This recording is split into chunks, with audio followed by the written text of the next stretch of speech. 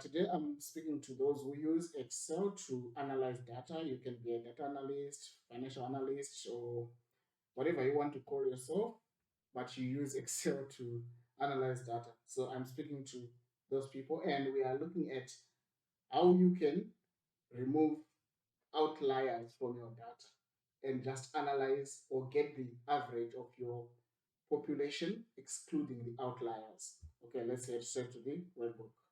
I have this population that I have here, and as you can see, the average is 3.9, which is the average here.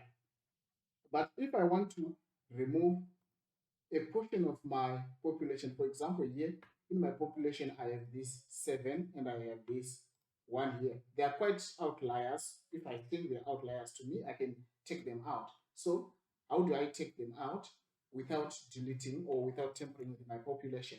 So, I can make use of Trimean. So, here I want to remove 20% of my outliers. So, I have 10 items, so I just want to remove 2 items which I think are outliers. So obviously these are the two that will be removed. The most highest one, which is an outlier, and the lowest one. So to do that, I can make use of the trimming formula and go to function here. You'll see the first thing it asks you is the array. So where is your data? So that's your population.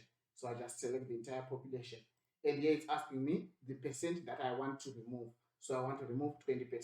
Then I say, okay. So if I want to remove 50% of my data, I can also do that. I can say I want to remove 50%. So you can see if I remove 50%, my mean becomes 3.8. But if I remove only 20%, my mean becomes 3.875, and so on and so on. So you can easily remove your outliers in your data.